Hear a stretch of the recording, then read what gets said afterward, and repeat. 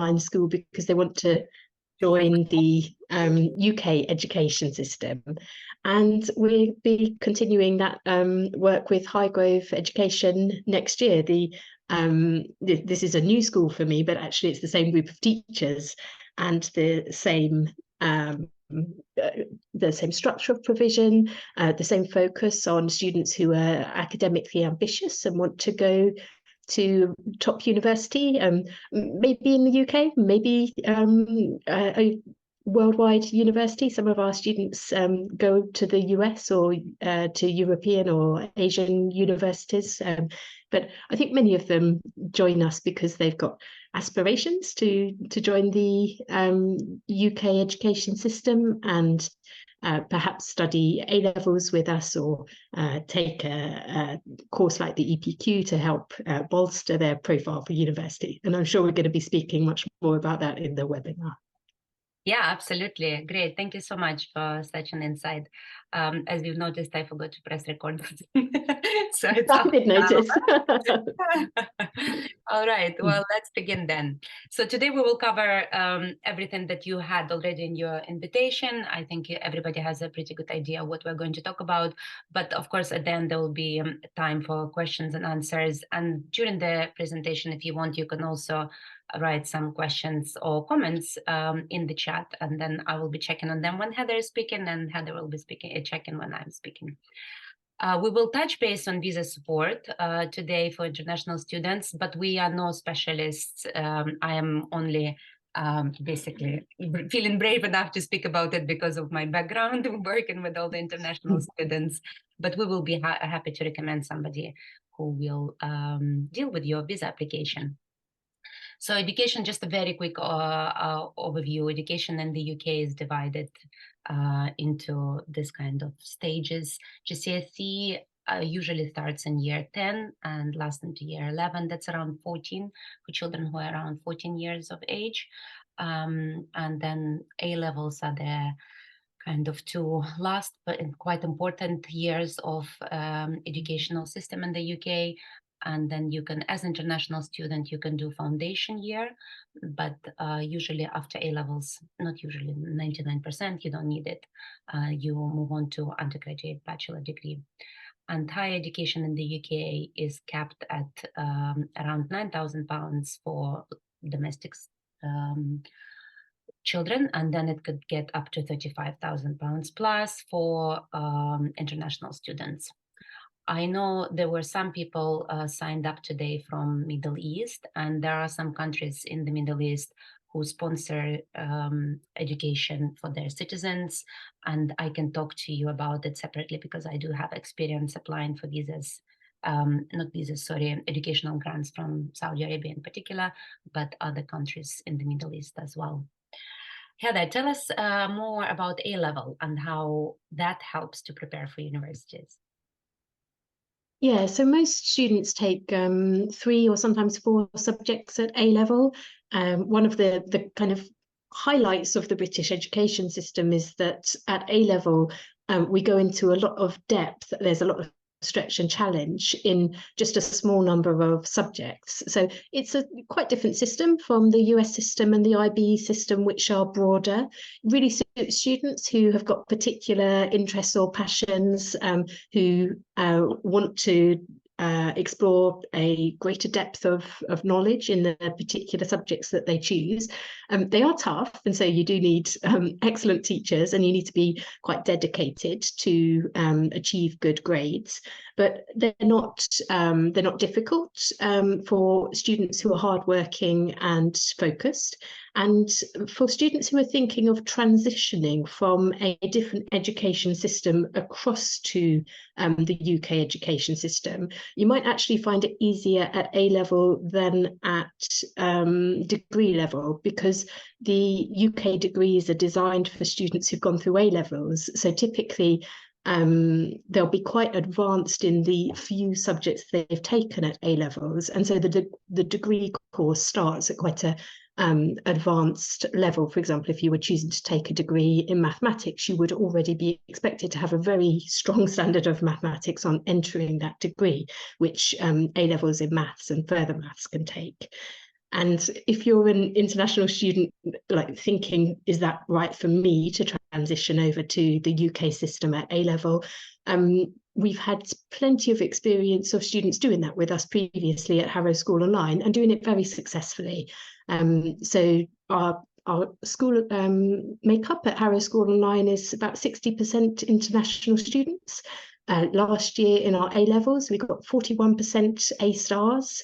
And if you look at the A levels graded at A star A, we got 78%, I think it was, A star A. So it's very feasible for international students to transfer over at A level, if you'd rather do that than waiting till degree level. 78% A and A. Does it make you like what, first top 5 schools in the world? Or We actually got higher percentage than Harrow School, which we were very pleased of. oh wow. It puts us in the top 1% of schools for A level results, and Wow. I think we're very, very proud of ourselves and very proud of our students, especially our international students, because as I said, there's the transfer over from one system to another can be a challenge, but I think it's proof that it's a challenge that can be you can be successful at. Amazing. Great, thank you. Well, why study in the UK? Obviously, many people compare UK universities with the American ones, and I think they are not rivals as such, but because they're very different. And other than the obvious location, language, cheaper than America as well, there are lots of other advantages. One of the biggest ones is, of course, that you specialize in something that you love. But if in America, for many people, they would want to study something more broadly and specialize later. So UK universities have been doing really well in world ranking. These are just the top kind of world universities that are based in the UK in this disciplines. And it's also a great way to start your career as an international specialist, I suppose, and build an amazing network of people you could do business with later on and make personal connections. So choosing what to study is always a tricky one, especially when sometimes maybe children don't know what they want to study at a young age, or maybe their views differ to their parents, or because these days we have so many new professions popping up. I think the list is growing every year, and for some for some children who started school 7 years ago, they would end up doing something that hasn't existed when they started secondary school. So it's a tricky one. My personal advice is to go for something you love, but also the most difficult choice that you can start with. For example, if you love science and economics, for example, or something, I don't know, business, it's best to always go for science, whether it's chemistry or physics or biology, because it's just unlikely that then later on in your life you will study sciences if you qualify with economics or business degree at the moment. And some degrees like business and law, you can do a conversion course after you have qualified in bachelor degree in something else. So there are a few things to consider. Of course, also the location of university and ranking, but not ranking just by academic criteria, but also in terms of whether it's a campus university or what type of teaching is there. Is it more course-based or exam-based? Lots of things to consider. Heather, do you have anything to add here? Do you have a special way that you help your students choose universities or advise them? And we absolutely do. And also there was a question in the chat from Ismail, so I'll answer that one as well. Is it compulsory to take 3 A levels if you're going to study in the UK? You can apply to the UK universities without taking A levels at all by taking your own national qualifications, you may find that you then need to take a year prior to university on a course run by the university that gives you access to the degree programs if there's a significant difference between the depth of study in your national system and the starting point of the degree system. If you're going to take A-levels, 3 A-levels is the minimum for competitive universities. You will find some universities that are less competitive that will accept perhaps 2 A-levels and an AS level. Very occasionally, there will be universities that accept students with 2 A-levels. We've had that previously, where we've had a student get a place at a good university with 2 A-levels, but she was an Olympic ice skater. So she had other things going for her, and there was a very good reason. Exactly. So if you're an Olympic ice skater, you can consider 2 A-levels. If you're not, you probably need to go for 3. As a minimum, you can take more. You can take 4 if you like, and very occasionally students take 5. Again, we wouldn't really recommend that unless you're perhaps taking an A-level that is in a language that you already speak fluently, for example. So you're going to get the qualification without having to put so much work in. In terms of choosing your degree course, the first thing I would say is that we encourage our students to start as young as possible, to start thinking about that. It's really helpful to be able to talk it over with people inside your family, but also with people outside your family. We have a particular person at the school called a learning coach who meets with students on a weekly basis to chat through their university choices, their career aspirations. There's some software called Unifrog, which I think is on the slide actually. We really recommend that. It's a great piece of software for researching the different courses available across the UK. So it's a great search tool. And then having the regular conversations with a coach to work through your life plans and to help you with that dedicated research about what degree will suit you will be really, really useful. One other thing is certainly at Harrow School Online and at Highgrove Education, we recommend students take elective courses. Those are courses that are not A-levels. They give you a bit of a taste of what you might study at university were you to go to take a degree in a particular subject. And so they give you a bit of stretch and challenge in that subject, and it can help you make an informed decision about whether it's the right subject for you. So, for example, if you're thinking about taking a physics degree at university, you might want to join an elective course which really tests your understanding of university level physics, to give you a bit of a challenge to help you on your university statement, but also for you to understand whether university physics is going to be your thing. Is it something that really excites you, even if you don't understand all of it? Or is it something that you just feel, I don't know, it's not quite for you? So I think having somebody who you can have regular conversations with across a long period of time to help you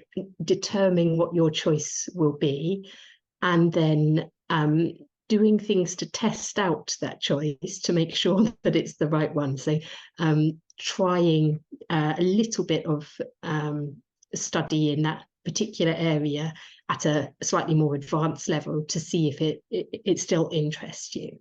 Yeah, absolutely.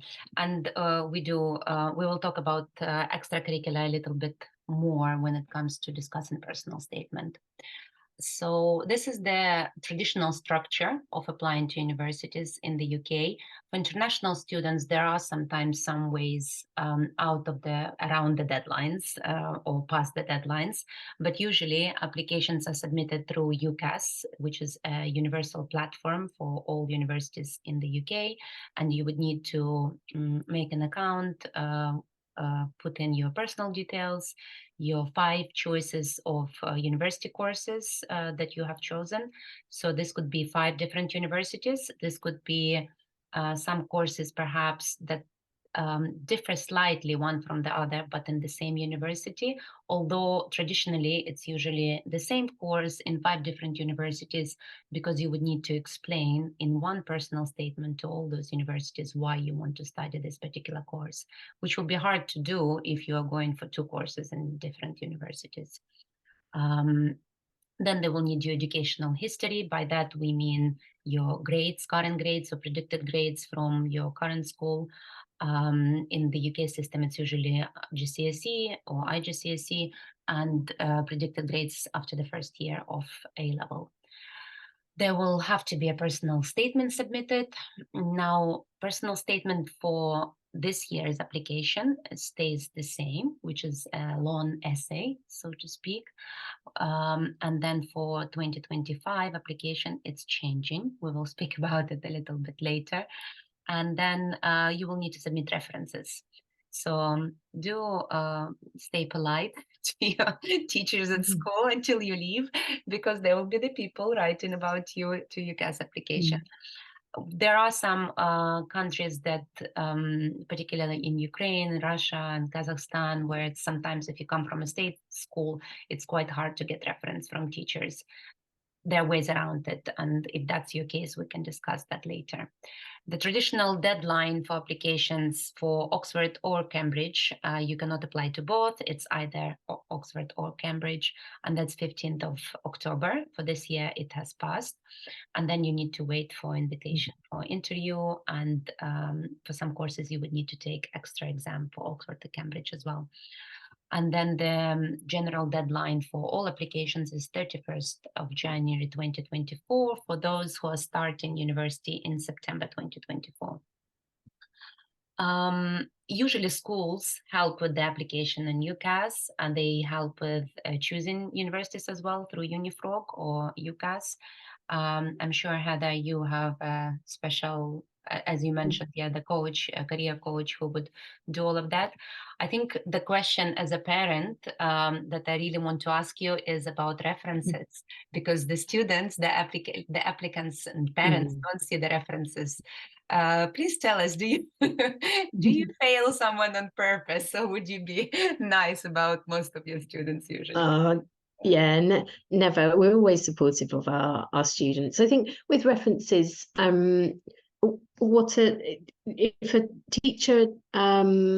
if a teacher feels that a student hasn't always performed to their best, what they will do is pick the positives about their performance rather than talk about any of the negatives. And every good school will do that as well. Nobody wants their student to fail at a university application because a teacher's unhappy about the way they've been studying. What we do at our school is each of the teachers write a subject-specific reference, and they submit that to the learning coach. The learning coach is the same person who's been having those regular interviews with the students, so they know them really well, and they're able to comment on all aspects of their education and their performance. And it's actually the learning coach who brings together the references from each of the teachers. At that point, the learning coach would always flag if there's a reference that perhaps needs revisiting by the teacher, or if there are discrepancies between the different subjects. Sometimes the student's really strong in a particular subject and finds the supporting subjects much more challenging. And I think actually you can tell a good story there with your reference, that that somebody's really driven and passionate about a very specific subject, and they're going to give it their all when they get to university and study that subject. Like I said, UK universities, one of the quirks of the system is that they're very specific courses. Your teacher teaching a mathematics degree at Cambridge, to be honest, they're going to be most interested about whether that student is like 100% focused on mathematics and loves the maths. If that student perhaps didn't enjoy, I don't know, business or economics quite as much, I think they'll be understanding about that. Yeah, that's another difference between American, I guess, universities and the UK, is that in the UK you need to prove your readiness for the subject, specifically the one you want to study. And another life hack we always tell our students about is that it's very important for you as a parent, I guess, and the student, to tell your teachers actually about things that you do out of school, extracurricular things, or maybe your achievements relevant to your subject that you're applying for, because then they can include that, or something that maybe you don't have the space in your personal statement left to mention. Then you can help your teachers. They won't have to write what you ask them, but you can definitely offer some information to them. Thank you, Heather. So we discussed the deadlines. I think it's very important for success to actually go back, before the deadline, at least by a year, and make a timeline for yourself. This timeline on the left is hard to read, I know, and this is a PDF file which will be sent to you later. So don't worry about it too much, but basically, any good school or educational advisors, consultants like us would create a roadmap for an applicant, where they would mention on all the important dates that we call them external dates. So that would be for UCAS application, or for universities in particular, any particular universities, and then the internal deadlines. They say your deadlines. By which day will you have your first draft written? By which day would you make a research about, I don't know, podcasts to listen to, books to read about your subject that you can then mention in the personal statement? Work experience could be important, but it's not compulsory. So volunteering or presenting some seminars or taking part in competition is also very important. Basically, what you're trying to do is to show your academic achievements through the grades, predicted grades, to show your academic achievements and your personality through references, but then also prove to university that you really want to study this subject, that you are very passionate about it, and that all comes through your extracurricular activities. And yes, sorry. So to get the timeline, you would have to write to us in Instagram account, and there's the link at the bottom, and it will be at the end, just so we know that you are up to date with all the news. Heather, do you have, like, as a school, you actually press the UCAS button, right? You submit the actual application. So what are your deadlines that you work by?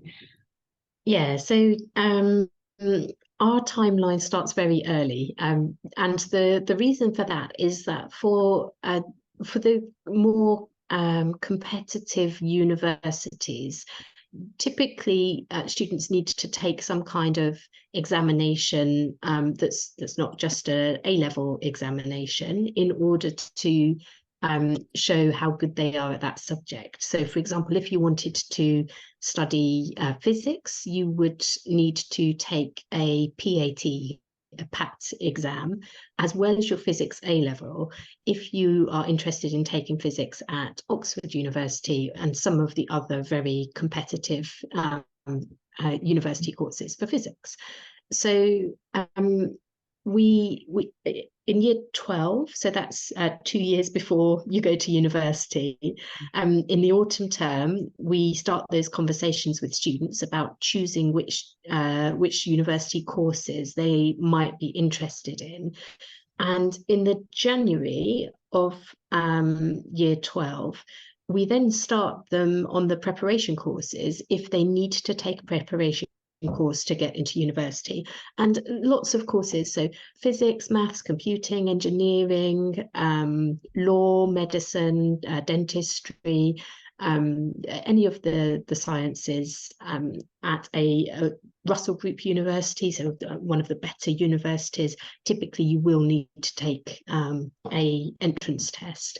So it's important to start early and to make those plans early. In fact, for students who are younger than year 12, who are in GCSE years or a national equivalent, it's a good idea to start thinking then, so that you don't feel that you're under pressure during the first term to decide on your career, your future degree choices. Those admissions tests we prepare students for across spring term and then summer term, and then in year 13, typically in October or November, they take those tests. And of course, as Yuliya said, the Oxford-Cambridge admissions deadline is early. It's 15th of October. And actually, to give yourself the best chance at other good universities, you also need to put in an early application. Many of our students are already getting offers back from their universities because most of our students have already put their university applications in. Even though we're just in the start of November. The deadline's not till January, but we only recommend students wait till January if they're waiting for a specific reason. For example, if they have resit exams that they took in October that they want to get the results for before they put that application in.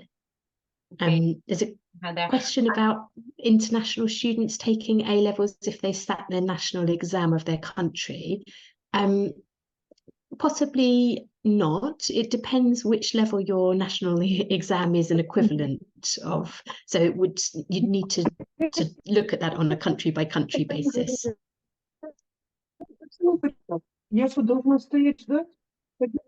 Oh, sorry, I'm trying to. Can you mute yourself, please? Thank you. Right. And then going. Oh, let me see if I can mute them. And then expanding a little bit on that in terms of international students. And I also have a question about exams. As an international student, you can't sometimes take it in your own school or come to Oxford as it used to be before COVID, I suppose. Are there other options? Where do people take exams if they need to? Yeah, so actually, this is one of the things that we offer with Highgrove Education. So for students who need to take a access exam and they can't take it at their current school, then we offer that as a standalone course. So students can join us from January through till October and prepare for courses like the BMAT, the UCAT, STEP, TMUA. IELTS is another one that's almost always required by international students if they come from a country where English isn't the first language. So those examinations we can prepare students for, and we can also help you find an exam centre. Typically, there's a website where you can search for exam centres that offer the particular exam you want to take. Normally, there will be at least one centre in your country. Hopefully, there will be more. Most countries, at least in the capital city, will have a exam centre where you can take those exams. Yeah. I think I was going to say, I think this slide was one of the ones from our from Highgrove School, wasn't it? Because it talks about the support that we give to students who are looking at applying to university. Yeah, exactly. And what I wanted to mention, actually, going back to, I think it was Lisa's question as well, is that if you come as an international student, not from A-level background or not from the British education background, then you can take a course or one A-level, I suppose, or EPQ to boost your application. Right? So it's kind of a la carte education in a way. Yeah, that's right. We one of the nice things about an online school is that although most of our students are full-time, that it's much more flexible than a traditional school. So we have students who join us just for a single course. Sometimes that's for a single A level, sometimes it's for the EPQ. I think there's a slide in a minute about the EPQ, so we can talk about it then. Sometimes it's for one of the access examinations. And it does it is helpful for universities to see something on your CV that allows them to compare you as a student against the majority of applicants which they get, which will be from the UK system, of course. So if you've got a proof that you've transitioned in some way successfully to the UK system before joining UK university, it can be helpful for your application. Yeah, absolutely. And I can tell you we had many cases where the perhaps just the minimum grade needed for the required level of grades for application was boosted very well by extra curricular or a strong personal statement. And that really made a difference. So we usually create a file like that for our students who apply. This is an example of economics, and this is more for young people to see that you don't need to read 55 books to mention them, to mention them in your personal statement. You could watch videos, they could be YouTube videos, TED Talk videos. You could listen to podcasts while, cycling or doing other activities. And again, as Heather mentioned, it's a really good way to prove to yourself that you're interested in the subject, but also prove to universities, because they are, of course, not trying to make your life difficult for nothing. They want to make sure that you are the right candidate, but also that you have broadened your knowledge of the subject out of school as well. And this is the extended project, which is something that maybe not many know. And yeah, I think it's like, to me personally, I think it's quite a challenging qualification in a way that there's lots of write-up and lots of, it's like a coursework in a way, right? But how hard or easy is it for an international student whose English perhaps not their first language to actually take part in an extended project and complete one? Yeah, so this is a great qualification. I love the extended project qualification because it allows students to study an area of interest and to create a project on it, which is done independently, and that shows universities both that you have a passion for a particular area, and also that you're able to work independently to deadlines and create something without being supervised at all times while you're doing that. So it's really positive in two different aspects. We've had plenty of students, international students, take EPQ projects really successfully. There are different types of extended projects. So there is an extended essay or dissertation style project that involves a lot of writing. But there are also projects where you can make something. For example, I was at an extended project qualification presentation session today. We've got presentations across this week and next week and last week. So some of the projects, one of our students created an app to automate trading in cryptocurrency. He seems to think it's been quite successful. He's hoping to make some money from it in the future. So that's a pretty cool. When you said make, I thought maybe papier-mâché or something. Oh yeah, I mean maybe you could do papier-mâché, but it's often kind of really cool things that people, you're going to spend a lot of time on this, so you want to do something that you're passionate about, that's really interests you. One of our students got a place on a NASA program to send some bacteria up to space and to run a an experiment on that bacteria when it was in the ionosphere. So that's another example of a really cool project. So as you can imagine, the student who was doing the course creating a app for cryptocurrency trading is applying to university on a computer programming degree. The student who sent the bacteria up to space is applying as a medic. That kind of project helps you provide very solid university evidence to universities that you're the kind of student who really goes above and beyond in terms of your passion and your interest for that subject. So it's a great qualification. And I would say that top universities in the UK, they are very competitive. And so you need to produce hard evidence of your interest in a subject. So taking an elective course that you follow for 10 weeks, for example, studying something in depth gives you that kind of hard evidence.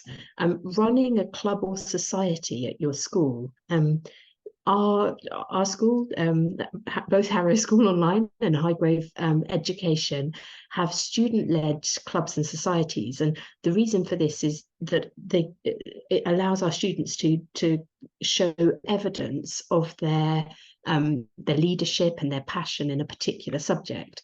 And for example, one of our students wanted to study classics at Cambridge. And so he set up a classics society at the school. He convinced enough of his friends that they would love to also study classics or go to the classics society at least. And then he got in touch with one of the lecturers at Cambridge University who would be assessing his application and invited them to come and speak at the Classics Society. Okay. And now that level of proactivity and passion for the subject, I think it really helps you to stand out against other applicants, and absolutely we hugely encourage it. Olympiads and competitions is the other thing that you can get involved in. Hopefully again your school will be able to support you with these. Certainly we run lots of academic competitions for our students, both team competitions and individual competitions like the Maths Olympiad or the Physics Olympiad, to allow you to compete on a national or on an international stage, and having that kind of hard evidence in your personal statement just makes you stand out from other applicants, which when you're applying to a competitive university for a competitive degree course, that kind of thing will be incredibly helpful for you. Yeah, absolutely, especially when to mention in your personal statement, but particularly when there's an interview involved as well. So yeah. Personal statement is changing, as I mentioned before, and it used to be a long essay where you would mention what you have done as an extracurricular, and sometimes it turned into a shopping list, or at least the first draft of what we see. Sometimes it's just like, I've done this, I've done this, I've done that. What the universities really want to see actually is what you learn from it. So on the left, there's just an example of how you might word. This is an applicant for physics department, and he wrote, I think it's a good demonstration of mentioning what you have read or what course you have taken. And people reading your personal statements probably would have heard of it already because they are the teachers of the course usually, or the admission team would be used to receiving this type of personal statements. They would be familiar with it as well. But what they really want to see is that for you to explain what skills you have learned. And I think skills is actually something very important because, as we said, the careers are changing and your career path might be changing, and it's the skills that you take from one period of your life to another. And everything in green on the blocks to the right is what the personal statement will look like. So at the moment, we only have information that it will be, instead of 4,000 characters essay, 6 short essay-like kind of answers to the following questions. Motivation for the course, so why you want to study it, preparedness for study, which is basically what have you done in your learning to help you, study in university for this particular course, then about your experience, and then about the circumstances that maybe led you to choose this particular course, and even preferred learning styles that you would want to demonstrate. We don't have an example for you just yet because it's not in place, but there will be more information to follow. Heather, have you heard any insights as a head teacher, I guess, from... Yeah, I mean, I can tell you about the kind of ethos behind these changes. I think the UCAS decided that it would be fairer for students to answer a series of questions so that students who didn't have as much support writing their personal statements would have a more equal chance of impressing the admissions officers at a university, because previously certainly some state schools in the UK really did not provide much support with students writing their personal statements. They were left to do them by themselves, and a long essay, you've got plenty of words to go wrong if you're writing a long essay and you focus just on one thing. So the idea is to make it a fairer system. What we feel will happen is that it will mean that hard evidence becomes even more important in terms of what can you refer to within your answers to those questions that show very clearly how you've gone above and beyond in your studies, in your further reading. So things like the EPQ course will perhaps become more, even more of a decision-making factor when universities are making those calls on which students they want to invite to interview and which ones they are going to reject. Yeah, absolutely. Because like preparedness for study is basically what have you done to help you, where's your foundation for this course already? Thank you. That was very useful. I'm not going to go into this too deeply. There's a separate webinar on our website, on our YouTube channel, about clearing.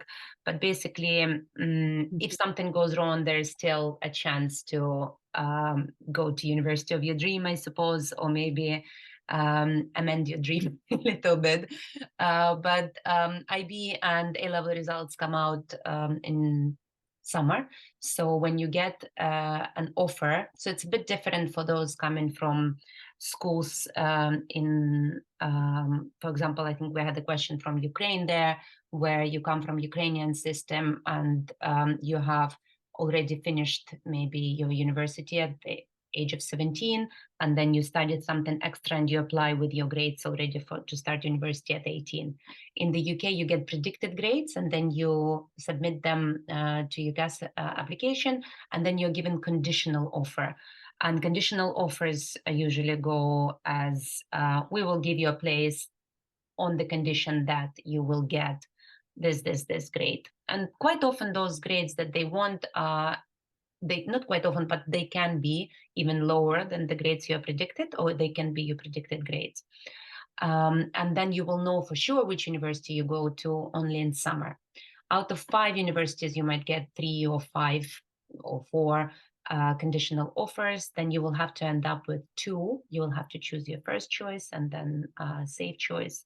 And then only when your results come out, in July for IB and in August for A-level, you will know for sure whether you got your first choice or second choice, or you might have not met the grades for either of these universities, and then you will have to go through clearing. Clearing is a pool of university offers that perhaps were not taken by people, because everybody would have 2 choices, right? So the choice that wasn't used would go back to UCAS pool of offers, I suppose. And that's where clearing comes, or universities where the places were not filled. And then you can decide either to settle for one of those universities, maybe change your direction a little bit. So instead of economics, go for, I don't know, economics and business or business management or something, you know, still relevant, but maybe an easier course, a little bit easier with the requirements at least that they want for it. Or you could do retakes. You can retake your exams, which Heather would know much more about.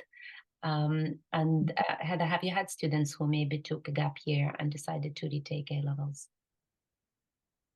Yeah, I mean, typically students who've been to another school and have found that they haven't got the exam grades they've wanted, and then they've spoken to us and asked us if they could join us to retake their year 13 to push their grades up. And I mean, there are some positives actually about taking that additional year out. You can gain some really good work experience. Hopefully you will be able to target your studies in that year, so that you are really focusing on the areas that you struggled with. I mean, actually, sometimes we've had students from our own school as well who've, I don't know, they've not been able to take the summer exams because they've been ill, or they've had other things happen at that time, and they've decided that they're going to take an additional year to get through their courses. And I think again, this is where I think the flexibility of online learning can be really helpful, because those students may want to retake just one subject, or retake just a few of the exams within the A level. If it's an international A level, it's a modular system, and so you might not need to retake all of your exams. But you can do that alongside getting really high quality work experience, perhaps pursuing another interest or passion. I think the important thing is that you need to have proof to show that you've used that year well. And we have had students who've taken a year out, retaken some subjects, some exams during that year, and got into very competitive universities actually the following year. So it's not always a case that you need to lower your expectations. It often is, but sometimes you'll find that universities will be happy to accept you after a year out that's been very well used. Yeah, absolutely. And sorry, my presentation has been jumping slides, so I'm going to leave it here because this one is self-explanatory, I think. But going back to the previous slide, there are cases when a child might have got grades higher than they expected, and then they might want to jump higher. So they could take a year out, a gap year, and then apply to a higher level or higher tier of universities, and still explain in personal statement obviously what they want to do in this gap year, but at the same time they would in that case have the grades already to back up their application, and that way they will get the unconditional offer from one of the universities next year, hopefully. And we had a boy a couple of years ago who was predicted 41 in his IB and then ended up with 44 actually. So he jumped, quite a few points, and he reapplied to Oxford and actually did tutoring for EducAd for a year, which was good for us. And this is just about visa requirements. As I said, this is not a legal advice, but this is the general guidance. And IELTS, somebody was asking about IELTS, is one of the certificates or documents that you will need for visa application, as well as your personal details, proof of relationship if the parent is Spain, and then sufficient amount of money to support the student if you are parent paying, or in the student account if they're older, to show that they can basically get by. And then we're going to touch base a little bit about the future, which is obviously there is a saying, tell God what your plans are for tomorrow and he will laugh in your face, right? So we like things are changing. I think particularly last 3-4 years with COVID has changed the trend in degrees and work experience so much, and that's where those qualities are important and the skills that you can take with you. But at the same time, I think the relevance of universities is still there. We had some people wondering whether it's more kind of efficient even to maybe take some courses or have an individual approach to learning rather than a degree, which is, yes, probably could be an option and a cheaper option for many, but at the same time university just doesn't give you just the degree and knowledge, which arguably you could find online, but it also gives you the discipline, the structure, the inspiring people, the professors in Russell Group universities. And the reason why Russell Group universities are so popular is because I think statistically it's like almost 70% of government spending on research goes into those universities. So of course there are all those innovations and international networking and everything else that comes with it as well. And this is just the future trends that are kind of generally out there. But then we see every year there's a few new degrees added in different universities. One of the kind of interesting ones for 2024 is medical innovation and enterprise. I found that quite interesting, and and then also there's everything obviously to do with user experience design and social media and creativity. I think is something that will be hard to replace or to be replaced with AI. Heather, do you work with universities or attend conferences where there would be more kind of to add to this? Yeah, I mean, we have great relationships with our universities that our students will typically go to, because we often chat with them about their degree programs and whether they'd be suitable for our students. I think one thing, so there's a question in the chat, and that relates a little bit to this actually. So the question is, what qualities and experiences UK universities value in their applicants? How can I demonstrate these effectively in my application? So to answer that question, the universities are looking for qualities which show that you are going to excel within their degree program. They only want to take students who are going to do really well in the degree. What do you need to be able to do really well in your degree program? Well, one thing is you need to be good at learning quite independently, because the UK system within universities, it tends to be a tutorial system. You're expected to learn things in advance of going to your lecture, and then in your lecture you'll have the ability to take on board your lecturer's viewpoints, but also in a tutorial session to discuss those viewpoints and to give your own opinions, to share opinions with others, to get feedback on things, to question and to ask about things. So that needs proactivity, and that's also something that is more likely to be needed in future careers than in the past. We at Highgrove, we teach students with flipped learning, which means they have to work through the materials prior to going to live lessons. So very similar to the way that you learn at university. And I think that's a trend within degree courses, that your ability to evidence independent learning is really important for those degree courses, and that new degrees, new careers, even more so than the previous professions, you need to be able to continue learning and continue reinventing yourself, reinventing your career post graduation. So I mean, there are some other things as well as independent learning that are obviously important.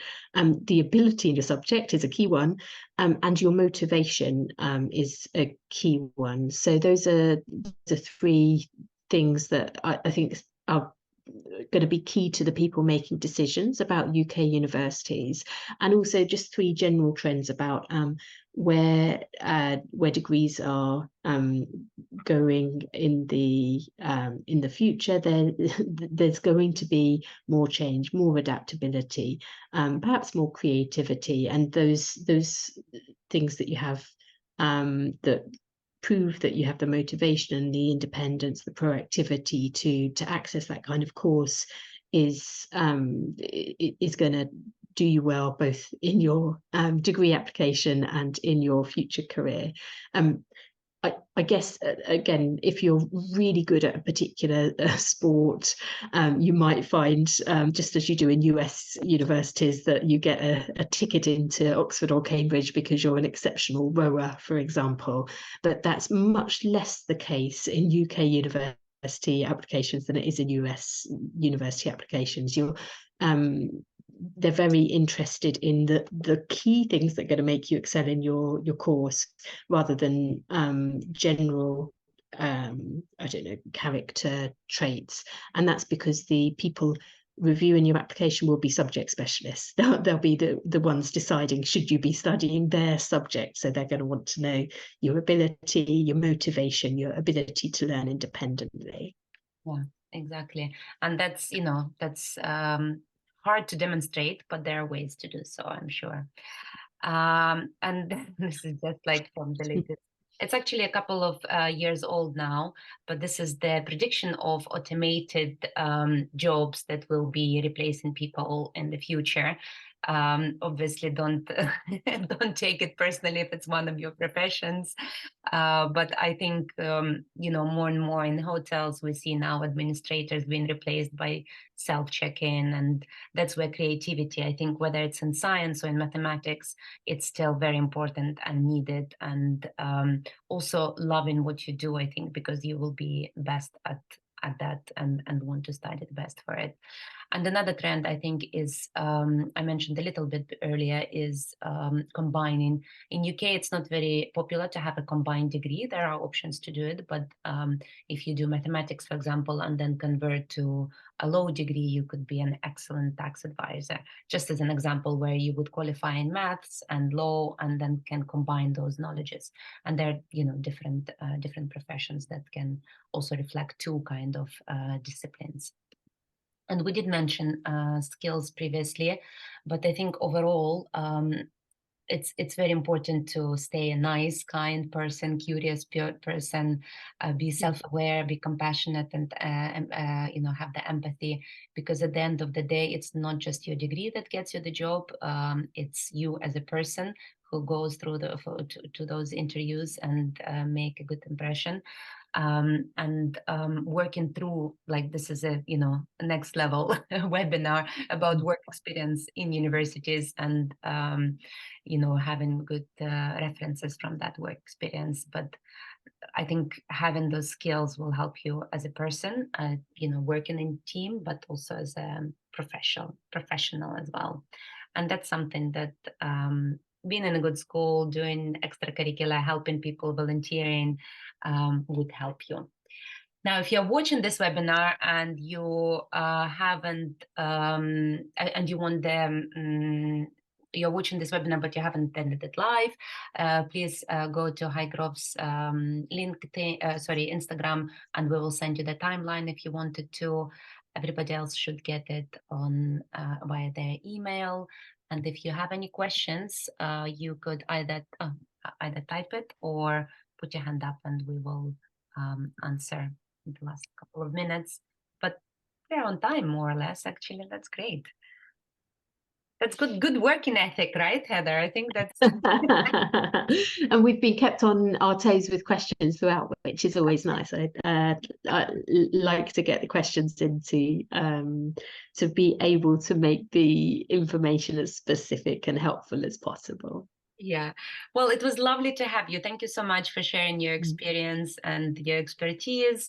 Thank you, our lovely audience who stayed with us through the webinar. I hope you found it useful, and I hope you will be in touch either with myself or with Heather or with me, and I will connect you to Heather. and we will be very happy to discuss your case one by one on an individual basis. Thank you so much for having me. Really delighted to be able to join you. And yeah, I hope for anyone who's thinking about university in the UK that you take that plunge and really get the most out of that experience. Yeah, absolutely. And we're here to help if you need to. Lovely. Have a lovely evening, everybody. Speak to you later, Heather. Bye-bye. Bye-bye. Bye-bye. Thank you. Thank you so much. You're welcome.